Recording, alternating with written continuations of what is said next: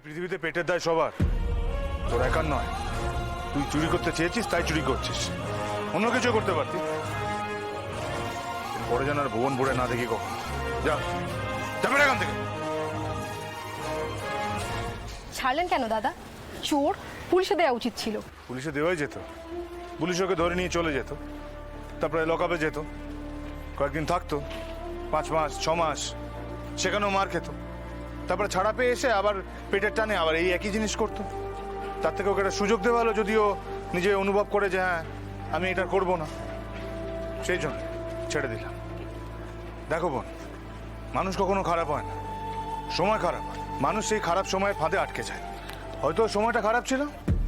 বড় ভালো কথা বললেন তো দাদা, মানুষ কখনো খারাপ হয় না। সত্যি ভালো লাগলো আপনার কথাটা শুনে।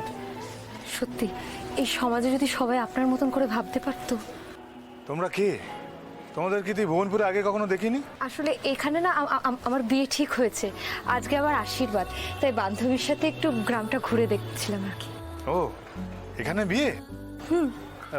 কার বাড়ি? এই তো কাছেই। ওর মামা অনেকক্ষণ থেকে ওর জন্য অপেক্ষা করছে, আমাদের অনেক দেরি হয়ে গেছে দাদা। মামা এই ভুবনপুরে? হ্যাঁ, আসলে কেউ তো নেই আমার, মানে মা বাবা ভাই বোন কেউ নেই। ছোট থেকে মামার কাছেই বড় হয়েছে আমি আর কি। ও তাই বুঝি। আচ্ছা বেশ, শোনো, আজ থেকে এই ভুবনপুরে তোমাদের কেউ নেই এ কথা কিন্তু বলবে না। মানে?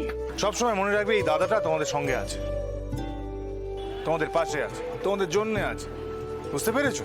যখনই কোনো দরকার হবে এই যে এখানে আমার দোকান, এটা এখানে চলে আসবে। আপদ হোক বিপদ হোক, যে কোনো কাজে হোক, যে কোনো দরকারে হোক, আমাকে পাবে। কেমন?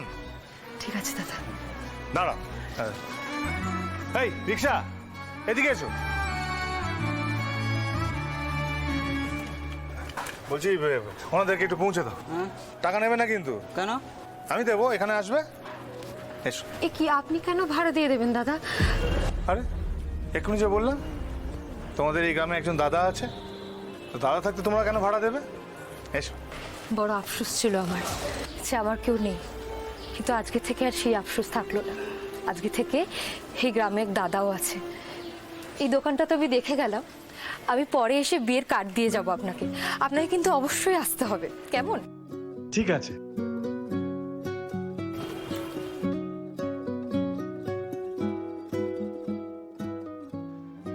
মেয়েটা নতুন জীবন শুরু করতে যাচ্ছে, ও যেন সুখী হয় মা, সোনার টুকরো বড় হয়। ওকে আশীর্বাদ করো। জয় মা।